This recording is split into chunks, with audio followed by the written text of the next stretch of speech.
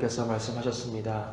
그 이유는 모세가 가데스 무라바에서 반석을 지팡이로 2번 내려침으로 말미암아서 이스라엘 백성들 앞에서 하나님의 영광을 나타내는 일을 하지 못하였기 때문에 하나님은 모세가 결코 그 약속의 땅에 들어갈 수는 없다라고 말씀을 하셨던 것입니다. 이스라엘 백성들을 40년간 애굽으로부터 출애굽하게 하여 광야에서 하나님 말씀대로 인도하였지만 결코 하나님께서 허락하신 약속의 땅에 모세는 들어갈 수는 없다고 하나님의 말씀을 듣게 되었습니다. 모세가 이 약속의 땅을 앞두고 하나님께서 이스라엘 백성들에게 마지막으로 하라고 한 일들이 있었습니다. 그것은 29장부터 하나님께서 새롭게 언약을 그들에게 세워주시는 일을 하게 하셨습니다. 우리가 이스라엘 백성들을 볼 때에요, 이스라엘 백성들은 광야에서 늘 모세를 원망하고 하나님을 원망하고 그리고 이방신을 섬기고 하나님의 말씀을 멀리 떠나서 그들은 각기 정말 죄의 길로 그렇게 달려갔던 자들이었습니다. 그러나 하나님, 신실하신 하나님께서는요, 이렇게 언약을 새롭게 갱신해 주시고 또한 30장에서는 그들 앞에 생명과 복과 그리고 저주와 그리고 화가 있다고 사망이 있다는 것을 그들에게 말씀해 주시면서 그들이 하나님의 길로 가야 될 것을 또한 그들에게 말씀해 주셨습니다. 또 우리가 앞장의 31장에서는 하나님께서 하나님의 언약을 굳게 지켜왔던 붙잡았던 여호수아를 새로운 이스라엘의 리더로 세워주셨어요. 그들이 하나님께서 허락하신 그 새 땅에 그 여호수아를 통해서 들어갈 수 있도록 그렇게 새로운 지도자를 하나님께서 세워주셨습니다. 그리고 모세에게 하나님께서는 율법책을 다 쓰게 하셔서요, 하나님의 말씀이 그들을 인도해 나가실 수 있도록 그렇게 하셨던 것입니다. 오늘 32장에서는 하나님께서 모세에게 이스라엘 백성들이 끝까지 다 들을 수 있도록 노래를 지어서 그것을 읽히게 하라라고 하나님께서 말씀하고 계십니다.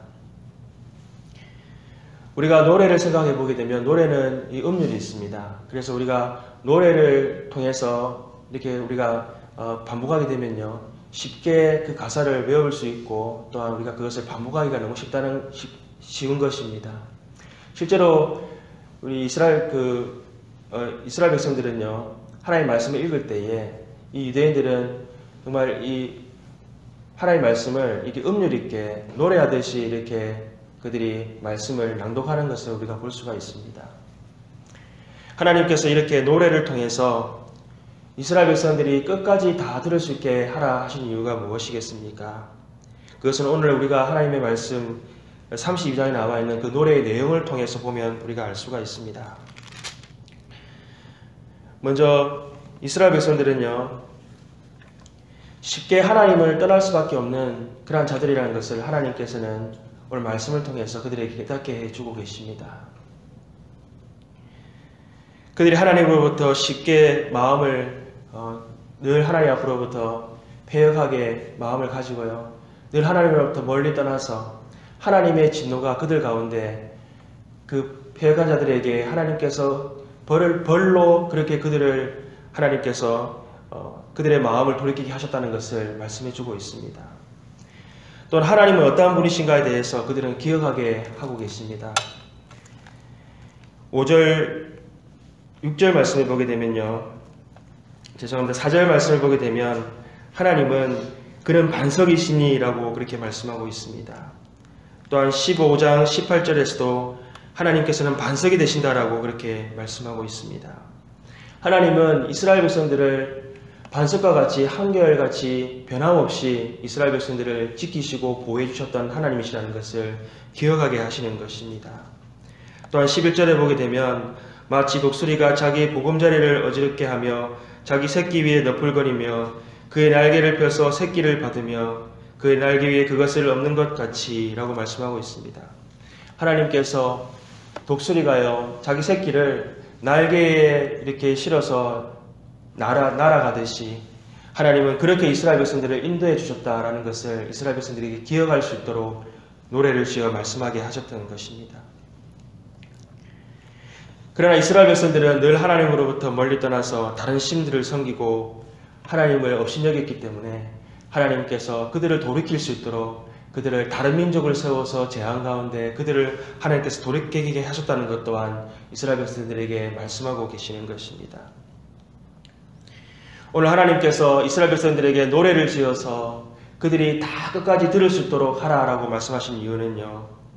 이스라엘 백성들이 새로운 가나안 땅에 들어가게 되면 하나님의 백성으로 하나님만을 예배하는 자들로 하나님께서 살아가기를 원하셨기 때문입니다.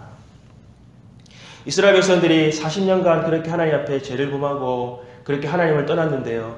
어떻게 그들이 그렇게 하나님만 예배하고 다른 신들을 따르지 아니하고 하나님의 백성으로 살아갈 수 있겠습니까? 그것은 오직 하나님의 말씀만이 그것을 가능케 한다는 것입니다.